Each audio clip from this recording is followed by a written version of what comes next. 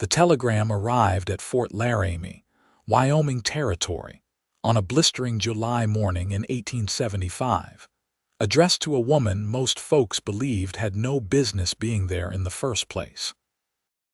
Georgia Whitmore stood in the telegraph office, her ink-stained fingers accepting the thin paper from the operator who could barely meet her eyes. Whether from respect or discomfort, she had long since stopped caring to decipher. The message was brief, as such communications tended to be, but its content made her heart sink. Her publisher in Boston wanted 3 more chapters by month's end. Chapters she had barely begun because her research into the migration patterns of pronghorn antelope kept leading her down fascinating tangents that had nothing to do with the romantic serialized novel she was contractually obligated to produce.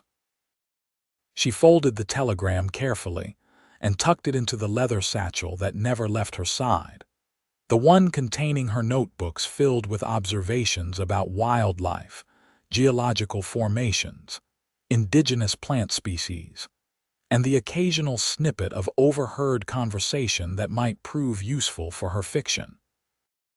The contradiction of her existence amused her sometimes.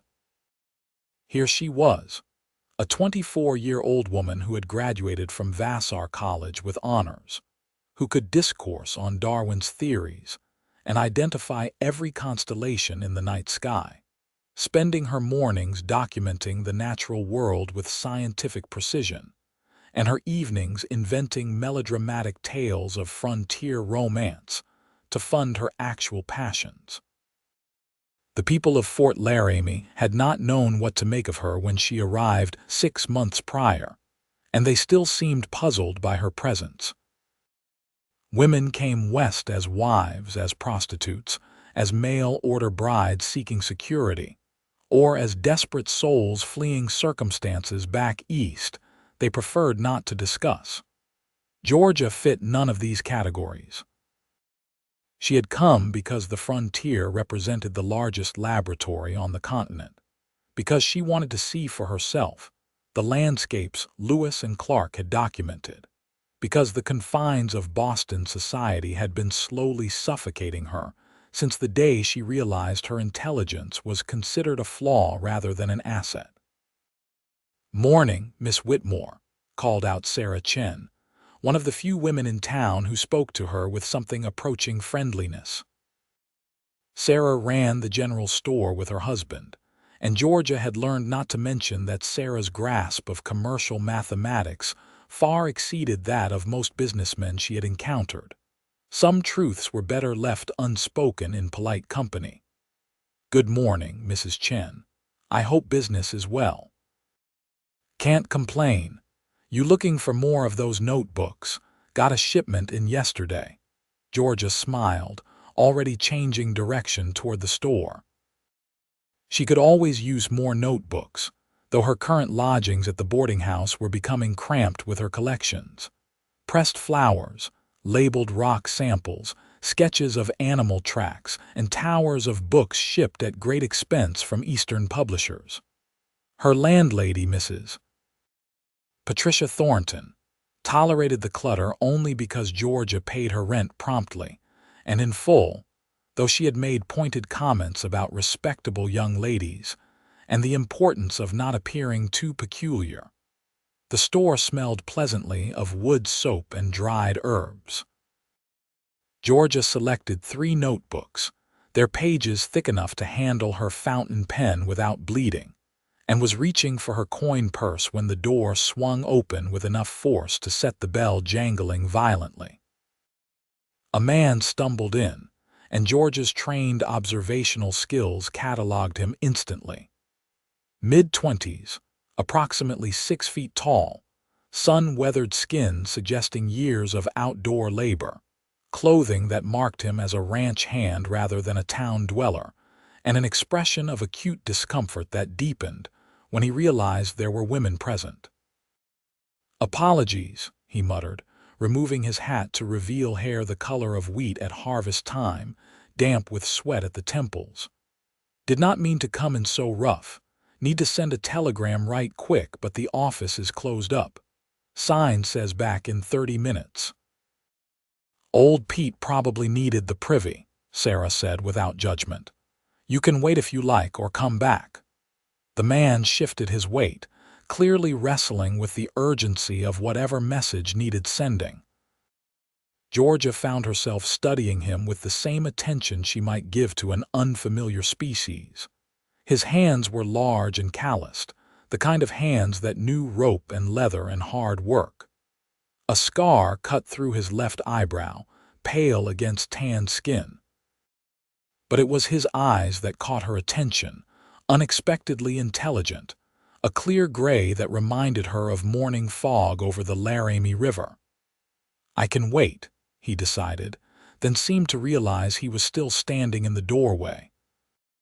He moved aside awkwardly, and Georgia caught the scent of horse, dust, and something else, something like sage after rain. She completed her purchase, taking the wrapped notebooks from Sarah, and turned to leave. The store was not large, and leaving required passing within a few feet of the stranger.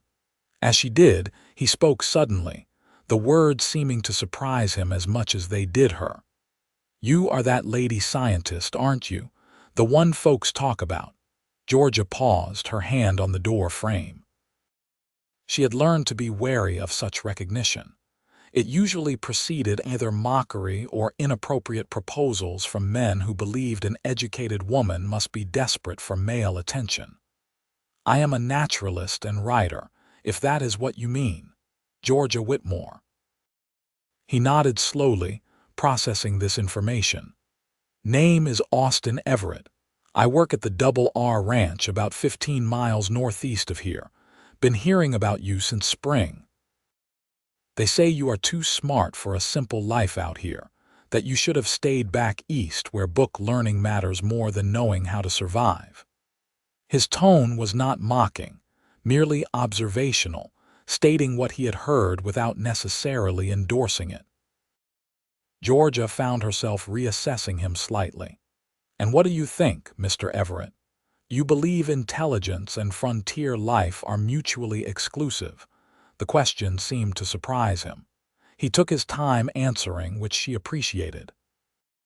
Too many people had opinions they had never actually examined. I think most folks confuse different kinds of smart. My boss, he can barely write his own name, but he knows cattle better than any man in the territory. He can look at grazing land and tell you if it will hold a herd through winter. That is smart, just not book smart.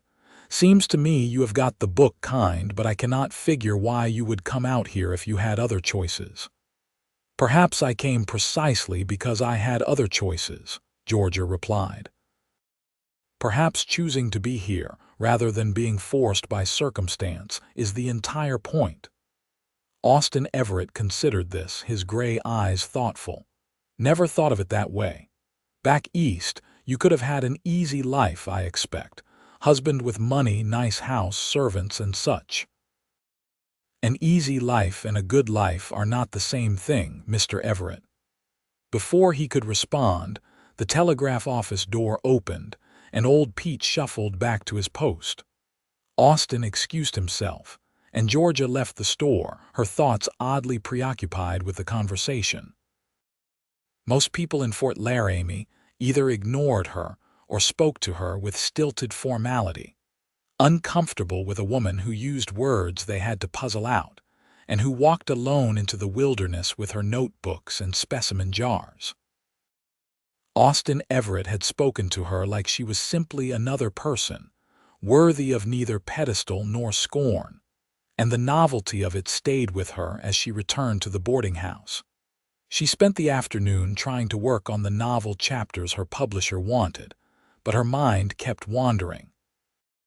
Her protagonist, a vapid young woman named Constance who seemed perpetually on the verge of fainting, was supposed to be torn between two suitors, neither of whom had enough personality to distinguish one from the other.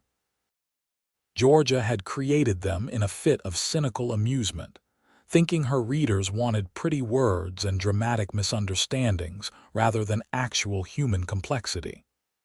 Now, Staring at the half-finished page, she found herself wondering what Austin Everett would make of such nonsense. The thought was strange enough to make her set down her pen. Why should she care what a ranch hand thought of her commercial fiction? Yet the question lingered, and with it came another.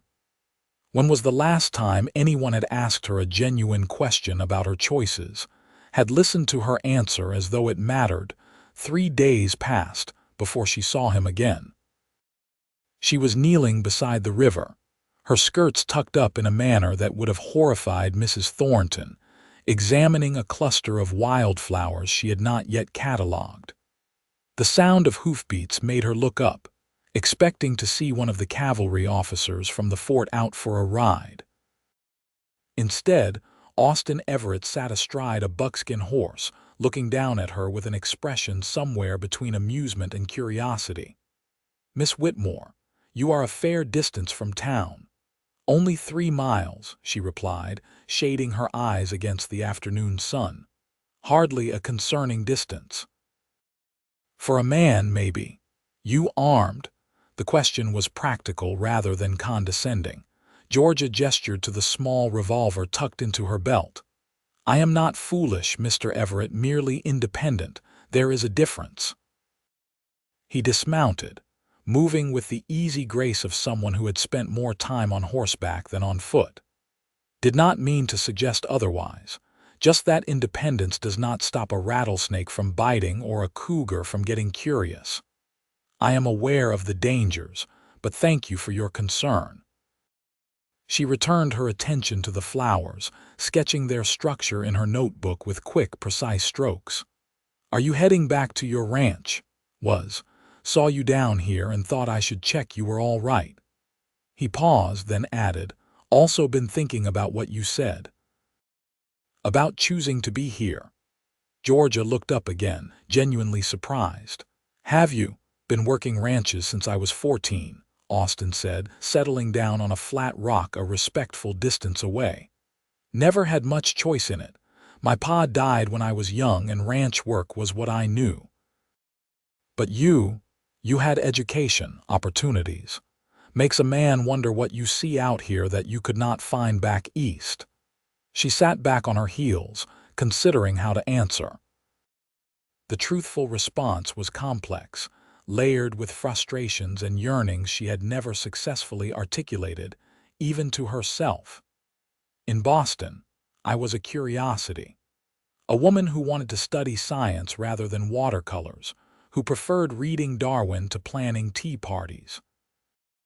My family tolerated it because I was also expected to marry well and produce heirs, as though my mind was simply a phase I would outgrow once I had babies to occupy me. When I published my first paper on bird migration patterns, my mother cried. Not from pride, but from shame that I had made our family seem strange." Austin listened without interruption, his attention complete in a way that made her continue. "Out here, I am still strange, but at least I am strange in a place where the land itself is being discovered and documented. I can contribute something real, something that matters beyond social standing and marriageable prospects. Does that make sense?" "More than you might think," he replied. "Folks assume cowboys are simple because our work is physical. They think we do not notice things, do not think about things beyond cattle and weather. But you spend enough time alone on the range, you start noticing everything. The way certain plants grow where others will not, how animals behave different depending on the season, patterns in things most folks never see because they are not paying attention." Georgia found herself leaning forward, genuinely interested. "What kinds of patterns?" And just like that, they were talking, really talking, in a way Georgia had not experienced since leaving her college friends behind. Austin described observations he had made over years of ranch work, details about animal behavior and land management that were based on careful attention rather than formal education, but were no less valuable for that.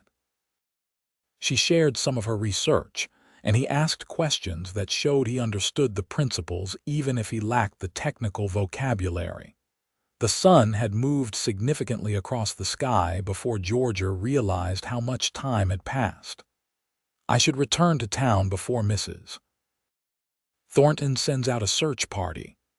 Austin stood, offering his hand to help her up.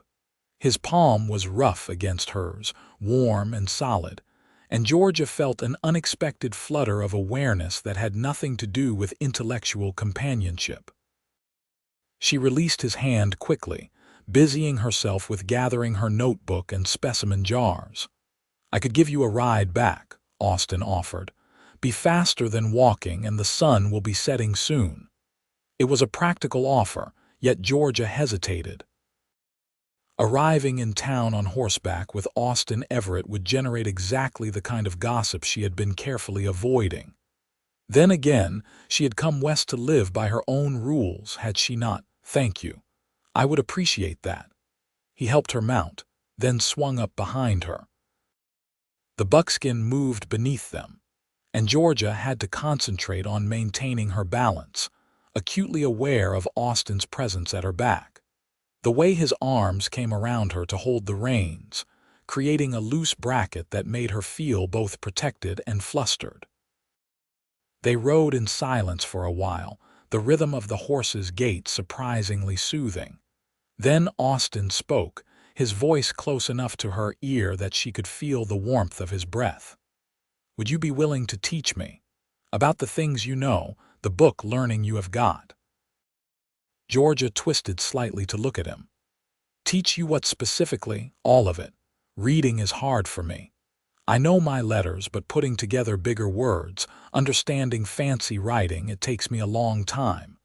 And numbers beyond basic counting, I am terrible at those. Figure if I am noticing all these patterns anyway, might be useful to know the proper words for them, the science behind what I am seeing." There was no shame in his voice, just honest acknowledgement of what he did not know and a desire to learn. Georgia felt something shift in her chest, a warmth that had nothing to do with the summer heat. "I would be happy to teach you," she said. "More than happy. When would you like to start? I've got Sundays off mostly. Could meet you in town if you are willing. Sundays would be perfect." They arranged the details as Fort Laramie came into view, the wooden buildings golden in the slanting light. True to Georgia's expectations, several people watched as Austin helped her dismount in front of the boarding house. She could practically feel the gossip igniting, but when she met Austin's eyes, she found she did not care as much as she probably should. "Sunday, then," she confirmed. 10 in the morning at the library. Didn't know Fort Laramie had a library. Georgia smiled. "It is a generous term for a single room with donated books, but it serves the purpose. And Mrs. Henderson, who manages it, is deaf as a post and will not care what we are doing as long as we are quiet." Austin touched the brim of his hat in farewell, then rode off, leaving Georgia to face Mrs. Thornton's pointed questions about propriety and the importance of maintaining one's reputation. She answered with non-committal murmurs, her mind already planning the lessons she would prepare, the books she would select to start with, the joy of having a student who actually wanted to learn. That night, she found herself writing effortlessly for the first time in weeks, though not on the novel her publisher expected. Instead, she filled pages with observations about education and curiosity, about the different forms intelligence could take, about the unexpected connections that could form between people who saw the world with similar attention to detail, despite their vastly different backgrounds. It was only when she finally set down her pen, hand cramping and ink stained, that she realized she had been writing about Austin Everett, trying to capture in words the quality of his attention, the genuine nature of his questions, the way he had listened to her as though her thoughts were valuable rather than peculiar. Sunday arrived with the kind of perfect weather that made the high plains beautiful, clear skies, and a breeze that kept the heat manageable. Georgia arrived at the library early, her arms full of carefully selected books. She had chosen a primer for basic reading, but also more advanced texts on natural history, thinking Austin might find the subject matter engaging enough to push through the difficult vocabulary. She had her own notebooks too, ready to explain concepts and create exercises tailored to what he already knew from experience. Austin arrived exactly on time, freshly scrubbed and wearing clothes that, while still clearly his work attire, had been carefully cleaned and mended. He carried a small slate and some chalk, the kind schoolchildren used, and Georgia felt a rush of affection for his preparedness. "Morning, Miss Whitmore. I am ready to be taught." She gestured to the table she had claimed near the window where the light was best. "Before we begin, I need you to understand something. Learning is not about making you feel stupid for what you do not know. It is about building on what you already understand. You know more than you think, just in different ways than book learning typically recognizes. Will you trust me on that?" Austin sat down, his large frame making the chair seem small. "I will try." "Good. Now tell me about tracking an animal. How do you do it?" He looked confused by the question but answered anyway. "You look for signs, prints in the dirt, broken twigs, disturbed grass. Each sign tells you something.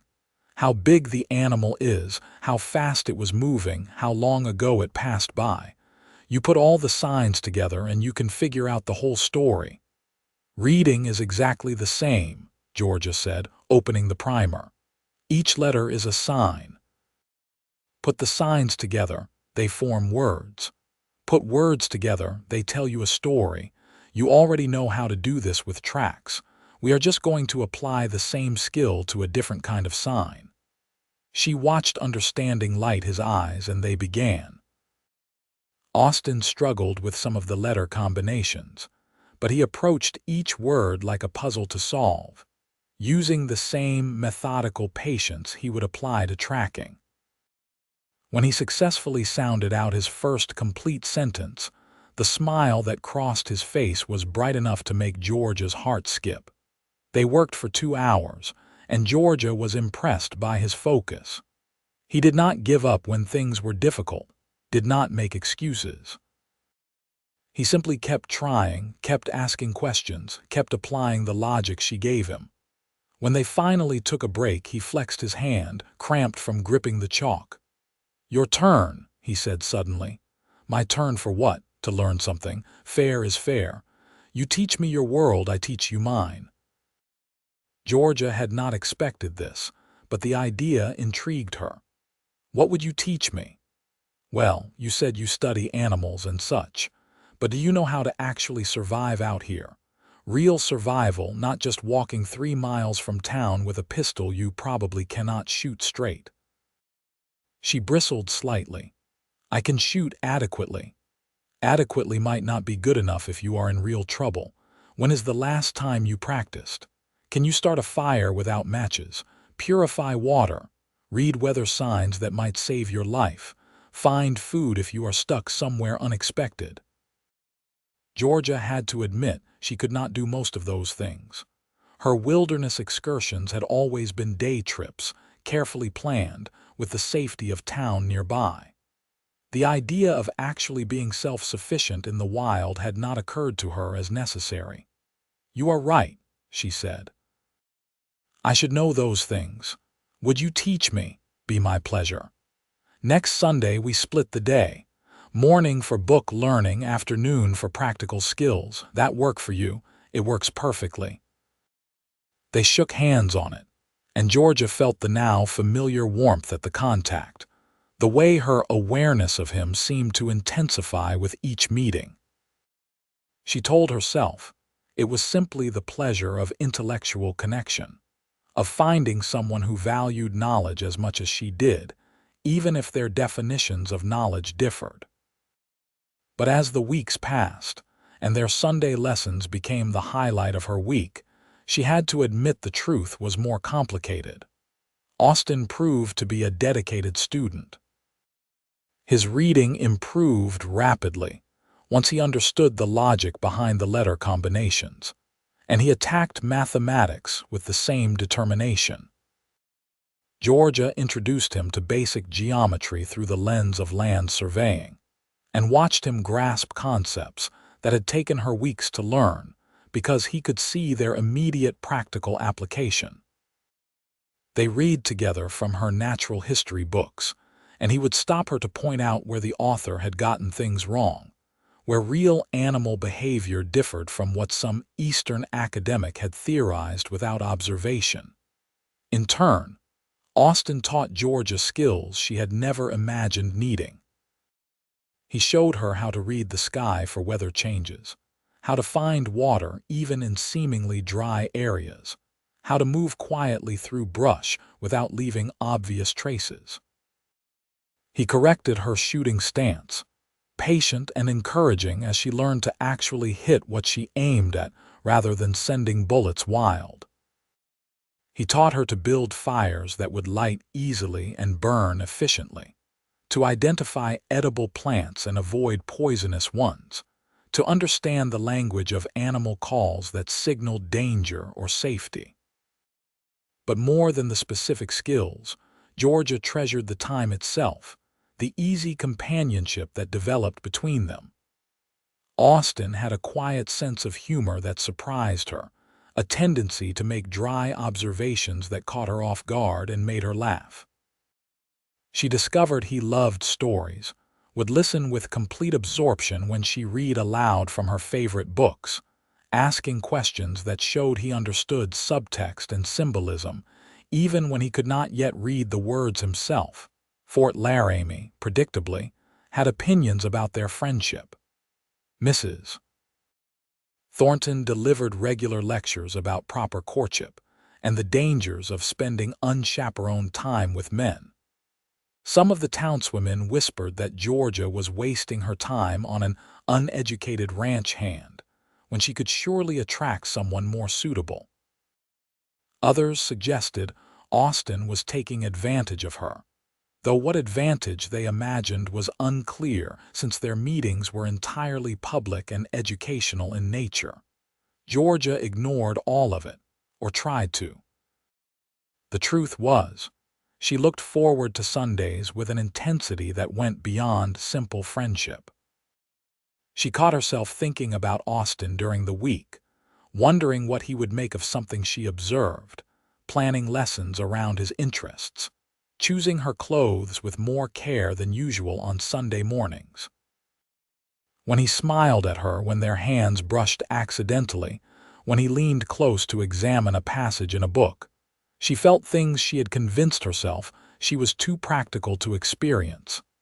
It was late September, nearly 3 months since their first lesson, when things shifted. They had spent the morning working through a particularly challenging text on geological formations, and Austin had surprised her by not only understanding the concepts, but by correcting an error in the author's description of sedimentary layers based on his own observations of rock formations on ranch property. Flushed with the success of the lesson, Georgia suggested they take their afternoon session further from town than usual, to a spot where she had been wanting to study hawk nesting patterns. They rode together on Austin's buckskin, an arrangement that had become comfortable through repetition, though Georgia still felt hyper-aware of every point where their bodies made contact. The nesting site was about an hour from Fort Laramie, a rocky outcropping that rose above the grasslands like a stone ship frozen in an ocean of grass. Hawks circled overhead, their cries sharp and wild, and Georgia felt her spirit lift at the sight. They dismounted, and Austin helped her set up her observation equipment, a small telescope she used for distance viewing. She was explaining the hawk's hunting patterns when Austin suddenly grabbed her arm, pulling her against the rocks. "Do not move," he said quietly, his voice tight with tension she had never heard before. "What is it, mountain lion?" Upwind of us about 50 yards, just came over the ridge. Georgia's heart hammered against her ribs. She had never seen a mountain lion in the wild, had certainly never been close to one. Austin's body was pressed against hers, shielding her against the rock face, and she could feel the controlled tension in his muscles. "What do we do?" she whispered. "Stay still. Let it decide we are not interesting. Could also be it hasn't even noticed us, just passing through. But if it charges, you get behind me and you stay behind me. Understand?" She nodded against his shoulder, terrified and oddly exhilarated at the same time. They waited, barely breathing, and Georgia found herself noticing absurd details. The way Austin smelled like soap and leather, the steadiness of his heartbeat where her cheek pressed against his chest, the warmth of his hand still gripping her arm.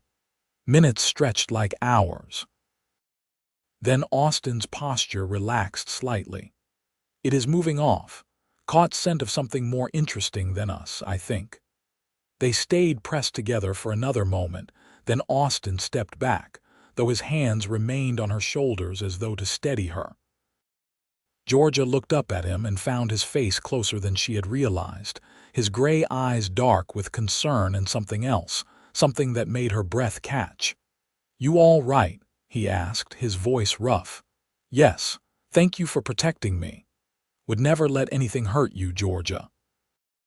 The use of her first name, which he had never employed before, combined with the intensity of his gaze and the adrenaline still flooding her system, dissolved something in her.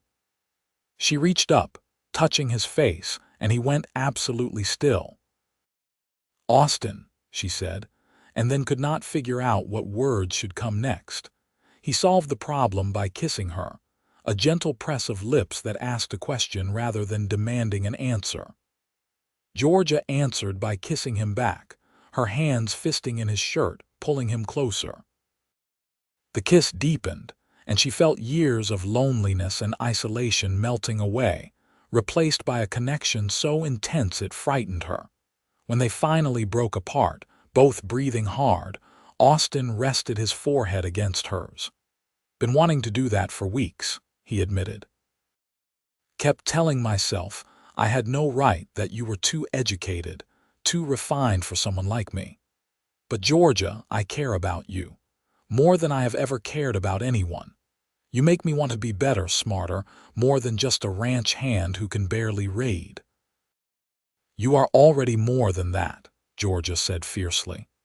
"You are one of the most intelligent people I have ever met, and your inability to read some words does not change that. And as for having no right, Austin, if anyone has been hoping and not daring, it has been me. I kept thinking you could have any woman you wanted, someone simpler, someone who fit better out here." He laughed, the sound disbelieving. "Any woman I wanted. Georgia, most women in Fort Laramie think I am a boring cowboy with nothing interesting to say. You are the only person who has ever listened to me like what I noticed mattered, like my thoughts were worth hearing. You make me feel smart, not despite being educated yourself, but because you understand that smart comes in different forms." They kissed again, slower this time, savoring it. When they finally pulled apart, the sun had moved significantly, and Georgia realized they needed to head back before dark. They rode slowly, stopping frequently to kiss like the world might end if they did not, talking between kisses about feelings they had been harboring for weeks, about fears and hopes, and the terrifying, wonderful realization that they had both been falling in love without admitting it. Fort Laramie was not pleased. Georgia's landlady suggested she find other accommodations if she was going to behave in such a scandalous manner, carrying on with a common ranch hand. Some of the townsmen took Austin aside to warn him about getting above his station, implying that Georgia was playing with him and would eventually return east to marry someone of her own class. The general consensus seemed to be that their relationship was inappropriate from both directions.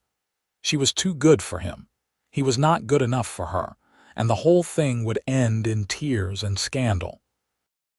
Georgia responded by moving out of the boarding house and renting a small cabin on the edge of town, using money from her published writings to assert her independence. Austin responded by asking his boss for a raise and taking on extra work, determined to prove he could provide for a wife if Georgia would have him, though he was terrified to ask, convinced she would realize she was making a mistake.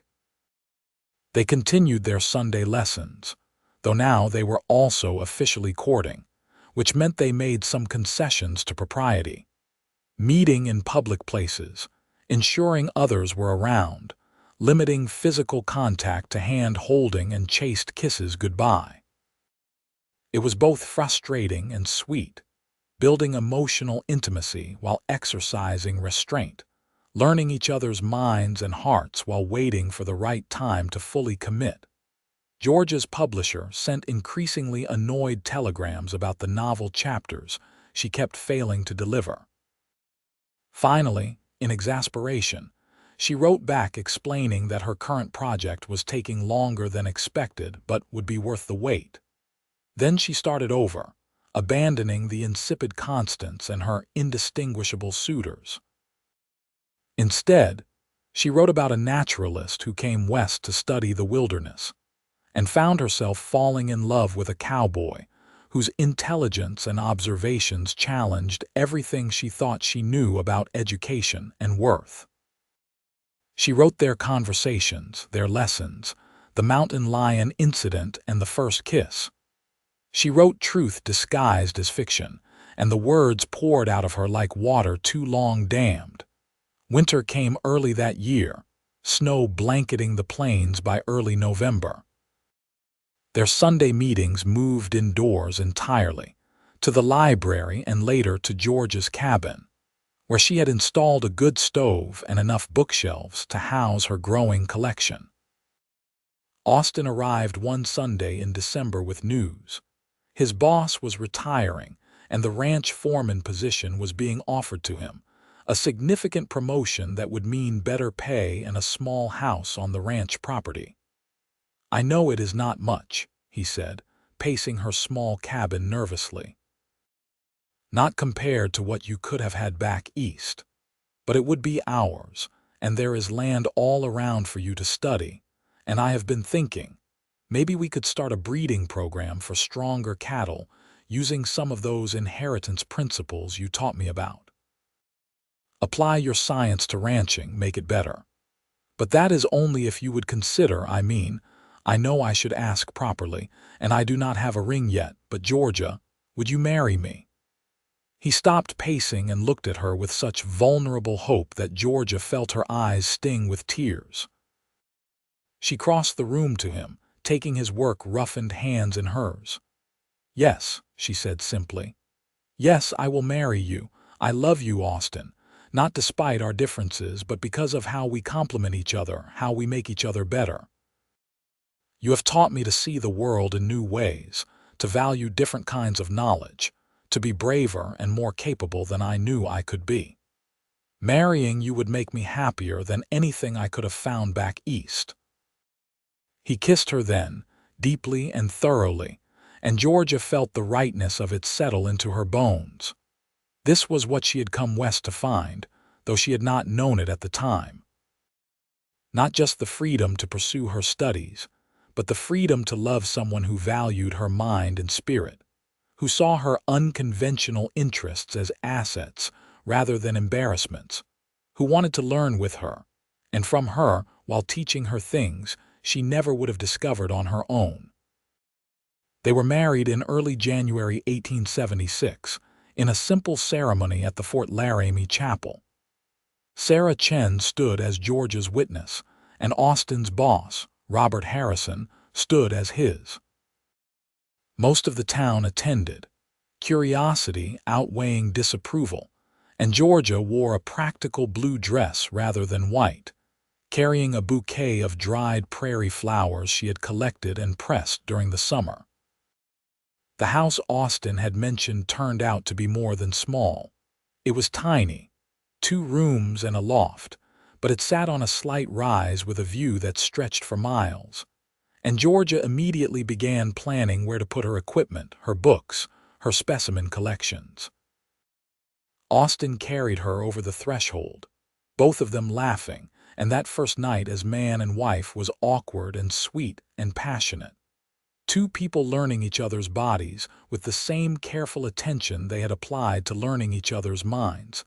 Marriage suited them. Georgia continued her naturalist studies, but now she had help. Austin would come home from managing the ranch and share observations he had made, phenomena he had noticed, and they would discuss explanations and theories over dinner. She taught him to write more clearly, to document his observations in ways that could be shared with others. He taught her ranching, the business side and the practical side, and Georgia found herself genuinely interested in animal husbandry as applied science. Together, they began experimenting with selective breeding, applying Mendelian principles Georgia had studied to cattle genetics. Austin's practical knowledge of which animals thrived in which conditions combined with Georgia's theoretical understanding created something neither could have achieved alone. They documented everything, and Georgia began writing a new kind of paper, one that bridged the gap between academic science and practical application. Her publisher finally received the completed novel, and to Georgia's surprise, they loved it.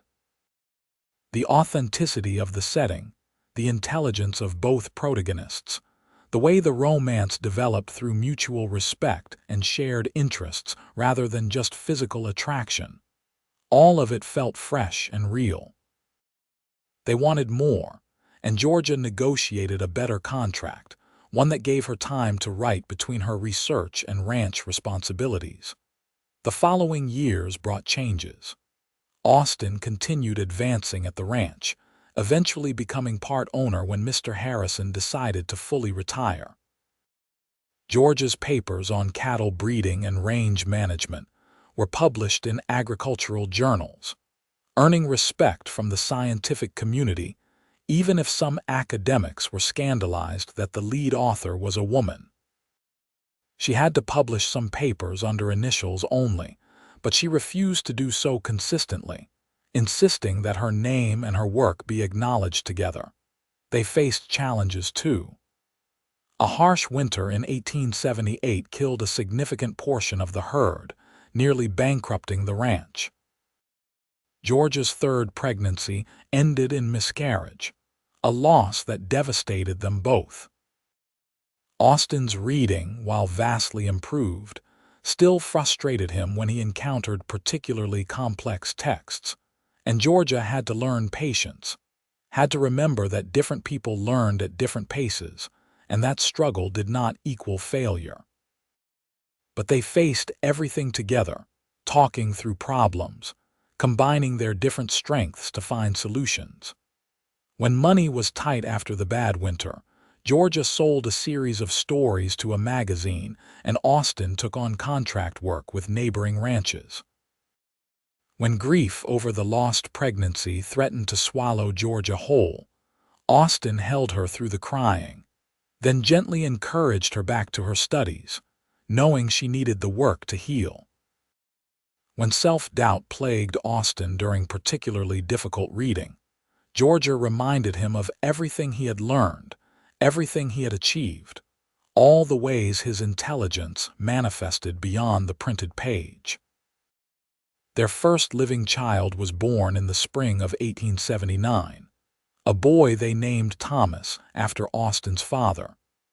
Georgia approached motherhood the way she approached everything else, with intellectual curiosity and systematic study, reading every text on child development she could acquire. Austin approached it with the same patient practicality he brought to ranching, learning to change diapers and warm bottles as competently as he managed cattle and horses. They took turns with night feedings, both exhausted and exhilarated, marveling at this new life they had created. Thomas was followed by a daughter, Margaret, in 1881, and another son, James, in 1883. The house had to be expanded, rooms added to accommodate the growing family. Georgia's study became a shared space, with Austin's ranch records filing alongside her scientific papers, children's drawings pinned to the walls next to botanical sketches.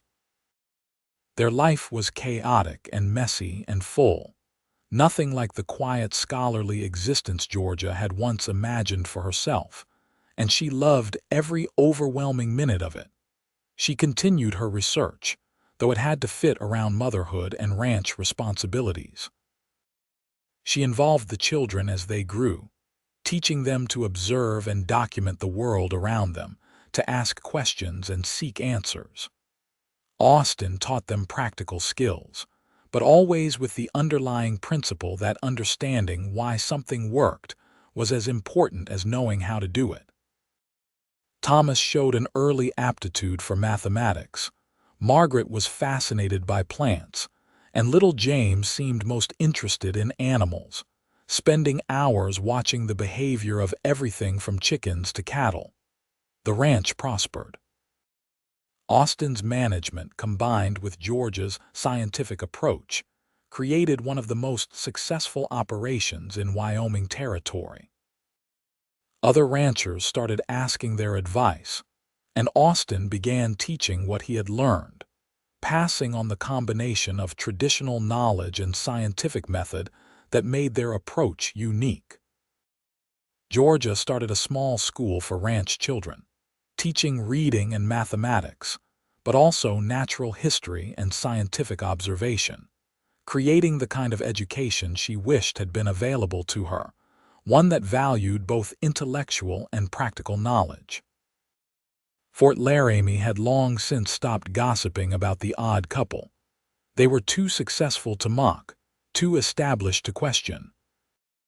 More than that, they had proved something important, that intelligence came in many forms, that education and wisdom were not the same thing, that two people from very different backgrounds could build something remarkable together if they respected what each brought to the partnership.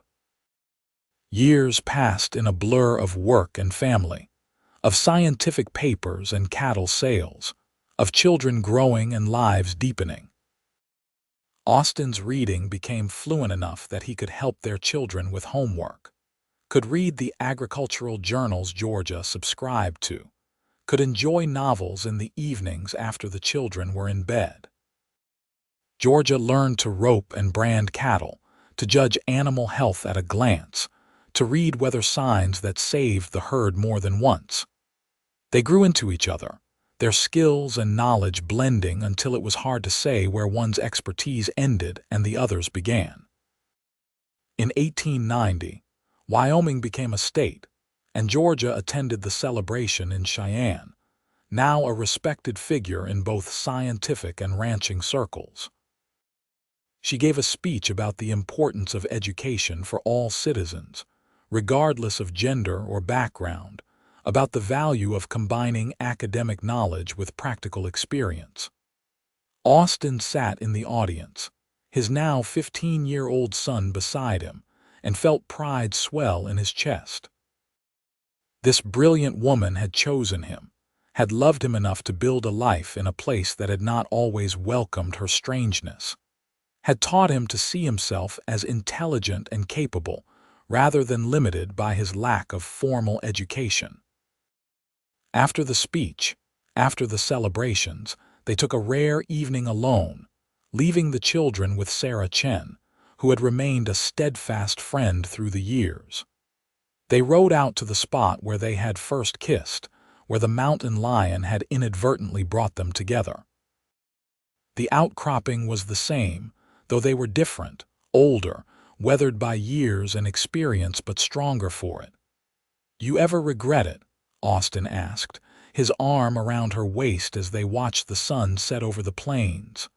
"Giving up the life you could have had back east?" Georgia leaned into him, solid and warm and home. "I gave up nothing. I gained everything. A partner who sees me, children I adore, work that matters, a life that challenges me in the best ways. I am exactly where I am supposed to be."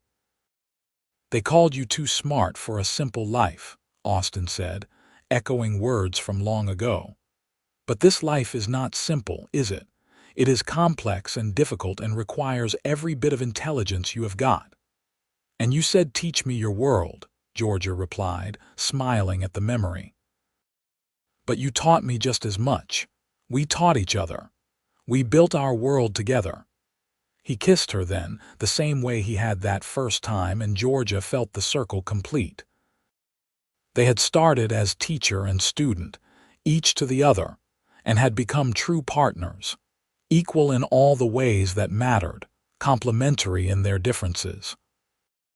The Wild West had been tamed somewhat, but their life together remained an adventure, every day bringing new observations, new challenges, new reasons to be grateful they had found each other. More years followed, bringing grandchildren and new scientific discoveries, the expansion of the ranch, and the publication of Georgia's comprehensive study of high plains ecology. Austin's Practical Ranching Manual became required reading at agricultural schools. His years of observation combined with Georgia's scientific framework, creating something that benefited ranchers throughout the West. They aged together gracefully, silver threading through Georgia's dark hair and Austin's wheat-colored locks, their hands becoming gnarled but still seeking each other, still fitting together perfectly. Their children grew and made their own choices. Thomas became a veterinarian, applying science to animal care in ways that made both his parents proud. Margaret studied botany formally, attending college back east but returning to Wyoming to teach and research. James took over the ranch, combining his father's practical knowledge with his mother's scientific approach, continuing the tradition they had started.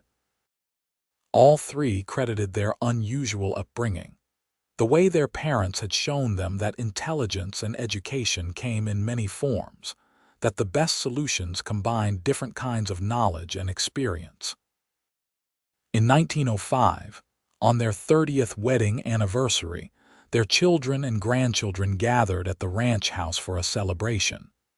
Georgia was 54 now, still publishing papers though her focus had shifted to mentoring younger scientists. Austin was 52, still active in ranch management though he had officially handed over operations to James. They stood together, surrounded by the family they had built, the life they had created, and Austin raised a glass. "To my wife," he said, "who saw something in an ignorant cowboy that he could not see in himself, who taught me that smart is not about what you know, but about how you think and how willing you are to keep learning, who gave me everything." Georgia clinked her glass against his, tears bright in her eyes. "To my husband, who showed me that coming west was not about running from something, but running toward this, toward him, toward a life that valued all of me. Who taught me that intelligence without kindness is empty, that knowledge without application is useless, that love is the greatest teacher of all." Their grandchildren, too young to fully understand, nonetheless felt the weight of the moment, the depth of feeling between these two people who had defied expectations and created something remarkable. The older guests, those who remembered when Georgia first arrived in Fort Laramie, when Austin was just a ranch hand who could barely read, shook their heads in wonder at how far both had come, at what they had accomplished together. The celebration lasted into the night, full of stories and laughter and love. When it finally ended and the house quieted, Georgia and Austin stood on their porch, looking out over the land they had worked for 30 years, the place that had tested them and shaped them and given them more than they could have imagined. No regrets. Austin asked, the question becoming a ritual between them, asked and answered countless times over the years. "Not a single one," Georgia replied, taking his hand. "You. Only that I waited so long to kiss you that first time, Austin said with a smile. "Should have done it weeks earlier." Georgia laughed, the sound light and happy. "We had all the time in the world, we still do." They went inside together, closing the door on another day, another year, another chapter of a life that had proved beyond any doubt that intelligence and love came in many forms, that teaching and learning were reciprocal acts, that two people willing to respect and value each other's strengths could build something that lasted, something that mattered, something worth every moment of the journey. The years continued to pass with the steady rhythm of the seasons, each bringing its own challenges and joys. Georgia published her final major work in 1912, a comprehensive study of Wyoming ecology that drew on 4 decades of meticulous observation and documentation. The dedication read simply, "To Austin, who taught me to see." The academic community celebrated it as groundbreaking, but Georgia valued more the letters she received from young women scientists who said her example had given them courage to pursue their own unconventional paths. Austin, now approaching 60, still rode out with the ranch hands when his aging body allowed, though he spent more time in the office, managing the business side of the operation with skills he had painstakingly learned over the years. He had become a mentor to young cowboys, teaching them not just the practical skills of ranching but encouraging them to think critically, to observe carefully, to never assume that because something had always been done one way that it was the only way or even the best way. Their partnership had become legendary in Wyoming, the lady scientist and the cowboy who had built an empire together, who had proved that different kinds of intelligence were equally valuable, that love and respect could bridge any gap in formal education or social standing. Universities invited them to speak, not separately but together, wanting to hear how they had managed to combine academic rigor with practical application so successfully. On one such speaking engagement at the University of Wyoming in Laramie in 1915, a young female student approached Georgia after the presentation. She was nervous, clutching her books to her chest, clearly working up courage. Mrs. Everett," the girl stammered. "I wanted to thank you. My parents think I am foolish for wanting to study science, that I should focus on finding a husband. But your story, knowing that you did both, that you never had to choose between being smart and being loved, it gives me hope." Georgia took the girl's hands, remembering herself at that age, brilliant and hungry for knowledge, and terrified that wanting to use her mind meant giving up the possibility of love and family. "You should never have to choose," Georgia said firmly. "The right person will love you for your intelligence, not despite it. They will want you to grow and learn and become everything you can be. Anyone who asks you to make yourself smaller, to dim your light to make them comfortable, is not worthy of you. Do you understand?" The girl nodded, tears in her eyes, and Austin, watching from a few feet away, felt his heart swell with love for his wife, for her unwavering belief that women deserved the same opportunities and respect as men, that intelligence was not gendered, that everyone should have the chance to become their fullest self. That night in their hotel room, Austin pulled Georgia into his arms. "You changed that girl's life today. You know that, right? Gave her permission to want more." "I hope so," Georgia said softly. "I hope she finds what I found. Someone who sees her and loves her and helps her become even more than she dreamed she could be." "The way I found you, the way we found each other," Georgia corrected. "It was never one-sided, Austin. You gave me as much as I gave you, you still do." He kissed her temple, and they stood together in the quiet room, two people who had spent 40 years learning each other, teaching each other, building a life that honored both their strengths. Outside, the city of Laramie hummed with electric lights and automobiles. The modern world so different from the frontier they had known when they first met. But some things remained constant. Love, respect, the joy of shared discovery, the comfort of a partner who knew you completely and loved you anyway. Georgia's health began to decline in 1918, her heart weakening though her mind remained sharp. She approached illness the way she approached everything, with scientific curiosity and systematic documentation, recording her symptoms and experiences for medical knowledge even as she faced her own mortality. Austin refused to leave her side, sleeping in a chair next to their bed, holding her hand through difficult nights. "I am not ready," he told her one evening when she was having a good day, strong enough to sit up and look through her old notebooks. "I am not ready to lose you." "You will never lose me," Georgia said, her voice weaker than it once was but still certain.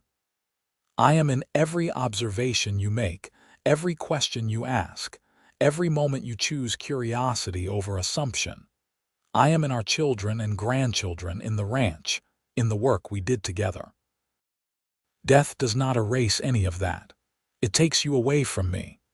It changes how we are together," Georgia corrected gently. "But Austin, my love, we have had more than most people get. 43 years of partnership, of love, of growing together. 3 beautiful children, 8 grandchildren, work that mattered, a life that was ours on our own terms. Not everyone gets even a fraction of that." Austin bowed his head, pressing her hand to his cheek. I know we were lucky, I just wish we had more time." "We had exactly the right amount of time," Georgia said. "Every Sunday lesson, every conversation, every kiss, every challenge we faced and solved together. It was perfect, Austin. Our life together was perfect." She died on a clear September morning in 1918, with Austin holding her hand, and their children gathered around her bed.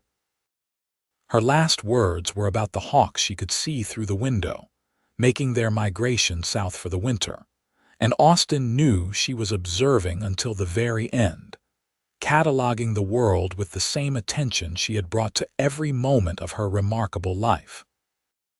The grief nearly destroyed him. For weeks, Austin wandered the ranch like a ghost, unable to eat, unable to sleep, unable to imagine how he was supposed to continue without her. It was Thomas who finally pulled him back, showing him Georgia's last letter, the one she had written to be delivered after her death. "My dearest Austin," it read in her careful handwriting. "If you are reading this, I have moved on to whatever comes next, and you remain in the world we love together. I know you are grieving. I know it feels impossible to continue. But you must. You must, because our work is not finished. The children and grandchildren still need you. The ranch still needs you. The students who look to our example still need you. You must continue learning, continue observing, continue asking questions and seeking answers. Not because I demand it, but because that is who you are. That is who we helped each other become. I loved you from the moment you asked me to teach you my world, though it took me time to admit it. I loved you every day of our marriage. I love you still, wherever I am now. Live well, my brilliant cowboy, live fully. And know that what we built together, the love and respect and partnership, that never dies. All my love, always, Georgia." Austin read the letter so many times the paper became soft and worn. Slowly, painfully, he began to emerge from grief. He returned to the ranch work, throwing himself into it with renewed dedication. He started writing down everything Georgia had taught him, creating a comprehensive record of their collaborative methods, their observations, their discoveries. He wanted it preserved, wanted future generations to know not just what they had learned, but how they had learned it together. He lived another 12 years, dying peacefully in his sleep in 1930 at the age of 77. His children found him in his study, Georgia's notebooks spread around him. a smile on his face as though he had seen something wonderful in his last moment. They buried him beside Georgia on a hill overlooking the ranch, under a sky so vast and blue it seemed to go on forever. At the funeral, James read from one of Georgia's papers, the one about the importance of combining different kinds of knowledge. Then Thomas read from Austin's ranching manual, the section about the value of careful observation. Margaret finished by reading from their parents' wedding vows, the traditional words made meaningful by the life that had followed them. The ranch continued under James's management, then eventually passed to his children, and then to theirs. Georgia's scientific papers remained required reading in ecology programs. Austin's ranching methods were still taught and applied. Their story became part of Wyoming history. The lady scientist and the cowboy who proved that love and respect could bridge any divide. That intelligence came in many forms. That two people willing to teach and learn from each other could create something that lasted far beyond their individual lives.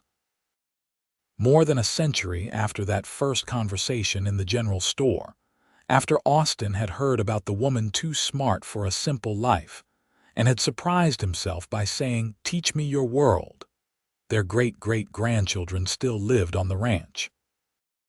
They still used methods Georgia and Austin had developed, still valued both academic knowledge and practical experience, still told the story of how their ancestors had found each other and built something remarkable. On the hill where Georgia and Austin were buried, wildflowers grew in abundance, species Georgia had documented and protected.